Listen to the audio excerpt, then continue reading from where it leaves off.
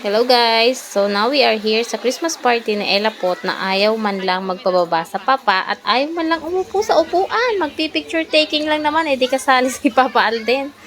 Di may ano ka picture. Tatawa talaga. Yung mga picture mo ngayon na maliit, tapos paglaki mo, pagtatawanan mo na lang din talaga. Kaya ayan, may remembrance siya dyan. Ayaw talaga niyang umalis. Kaya laging nakabuntot. Buti nung may nagbigay na ng regalo yung teacher, ayan, nagbababa na at naglalaro na sa mga kaklase niya. Hindi na dumidikit sa papa niya at sa akin. Saktong-sakto nga yung uwi natin, makakaabot tayo sa Christmas party ng mga batuta. Lunes ito ginanap guys, and Sabado ng gabi naman ako dumating dito sa Bicol. Napasali pa nga tayo sa pag-games ng teacher. Parang ano ba yung relay?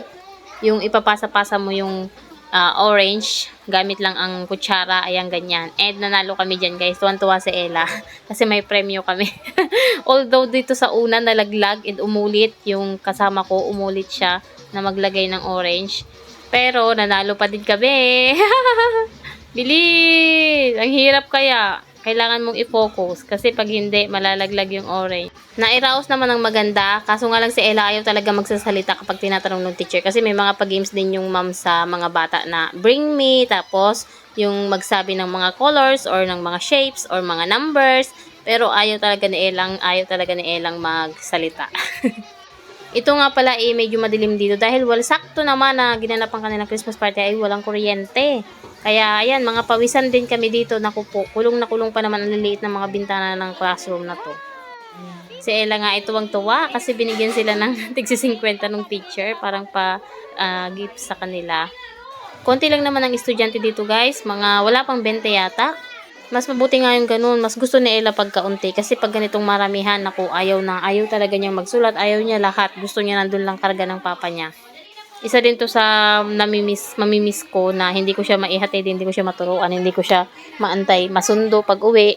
Ganyan. Tapos may prepare siya ng kanyang baon. Ayan nga, nandito na naman yung bata habang nag-voice over ako. Alin, kilala mo ba yung mga yan? Sino yung mga yan? Ito.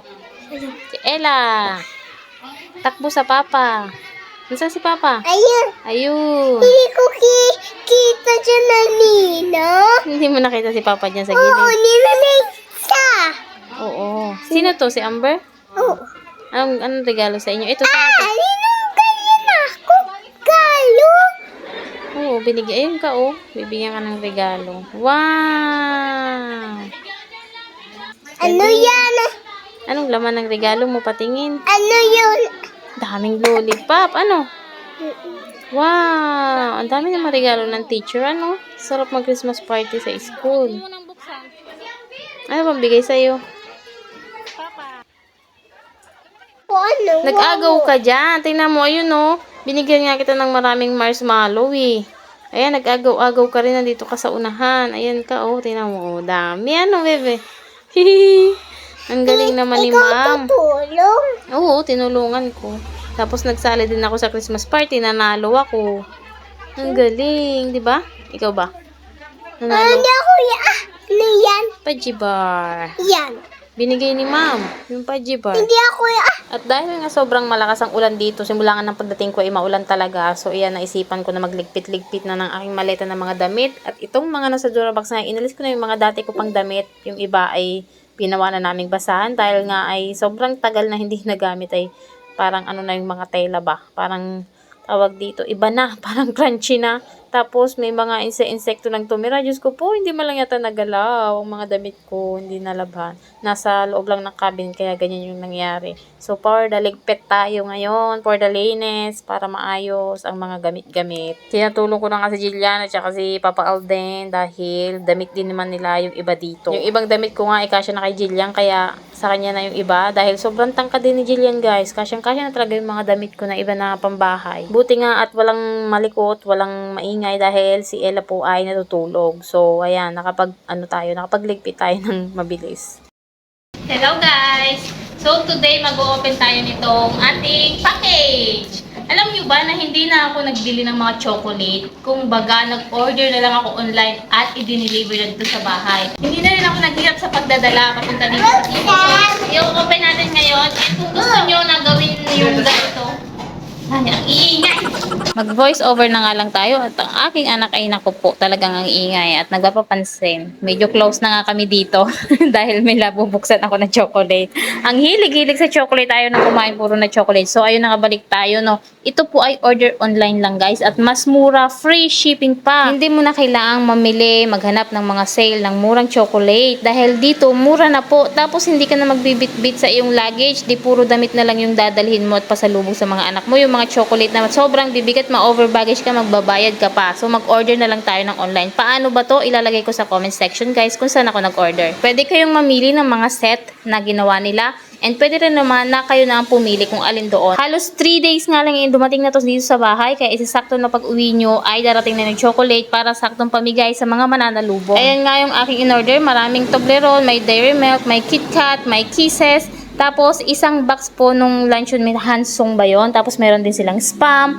Worth of 5,000 lang, guys. 5,000 pesos lang ito. O, diba? Kung sa Hong Kong dollar, nasa 700 or 600 something lang. And, ito na lahat yun. Isang box po yung luncheon meat yan, ha. At take note, free shipping po yan. Mas less hassle yung ganito. Papadala na lang sa bahay mo. Kaya, order na. Check comment section below. Share na rin. Don't forget to follow our page. Joanna po. Thank you. Talagang, ano yan? Chef yan. Ano pong luto nyo? Adobo pala. Kasi hindi mahilig si Ella Pot. May kape ka pala ah. Sinaing namin. Patingin. Adobo pala. Lagyan mo ng sabaw. Para ano? Sabaw. Ha? Sabaw-sabawan. Mga Junakis, ano ginagawa? Busy mag-Netflix sa ating TV. Wah. Paalala po, may curfew, 9 o'clock. Kailangan nakauwi na kayo ng 9 o'clock. Curfew yan, charot. Ano yan, bebe? Sticker? Wah! Sticker ang nilalaro mo. Yan yung kanina sa Christmas party na mga bigay ng teacher. At dinner time na nga tayo. Naku po, alam nyo ba, sabi ni Kel dito, sabi niya, namiss ko to ma. Namiss niya daw yung sabay-sabay kaming kumain na lunchtime. Dinner time na ito. So, sabay-sabay kaming kumain. Kaso nga lang, ang isa sa mga nahihirapan kami guys, ito palang Ella Pot na to eh. Hindi mo siya mapapakain kung hindi manonood ng TV or naglalaro ng cellphone. Naku po, tapos 3 subo. Pinakamadami na yung 5 subo. Ay, grabe. Ganito pala nangyari nung wala ako. Ayaw pating kumain ng gulay. Ni gulay, kailangan durugin mong maigi. Tapos, wala pa yata isang buong kutsara na gulay ang nakakain nito. Wala talaga. Ang pinaka nagusto lang itong kainin, tinapay, chocolate, candy. Yun, isa pa yun, yung health nila ang inaalala ko, kaya ang tawag dito, nagdadalawang isip ako kung kailangan ko bang ituloy yung 2 taon na yun na kontrata o wag. Kasi nga, yung health talaga nila yung nakasalalay guys. And si Papa Alden, okay naman siya mag-alaga. Kaso nga lang, hindi siya marunong guys mag-disiplina ba about sa pagkain, spoil siya. Sobrang mahal niya yung anak niya na sobra naman na. Dapat diba, sakto lang. Pero pag sobra na, masama na. Katulad nga niyan, ayaw kumain. Wala kang magawa. Iyak siya. Pag may gusto siya, iyak talaga siya. Kailangan mong ibigay. Pag hindi mo binigay, ang mangyayari, iiyakan ka, magwawala. Katulad ng nangyari sa amin sa SM, may gusto siyang bilhin. Pag hindi mo binili yun, iiyak siya. Hindi siya kumain talaga maghapon ng time na yun. Kasi gusto niya lang yung gusto niyang bilhin. Wala talaga guys kain. Grabe. Bumili lang si Papa Aldi ng Rebisco. Yun ang kinain niya. Tapos noon, wala na. Kaya isa pa yan sa wino-worry ko pag ganito na wala ako. Ganito pala yung nangyari. Pero nung nandito naman ako, okay naman yung kain niya. Okay naman, sumusunod naman. Pero ngayon, Diyos ko po, parang hindi ko nakilala.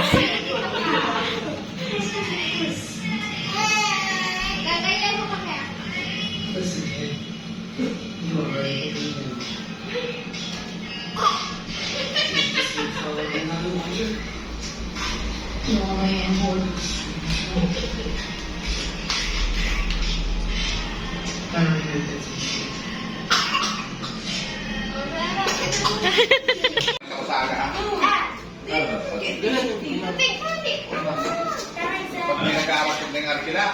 Sino para harap mo sa side.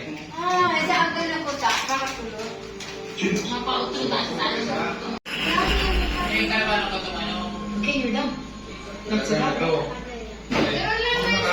Talaga ng SIM card. Ano? Chip ko. Pero hindi na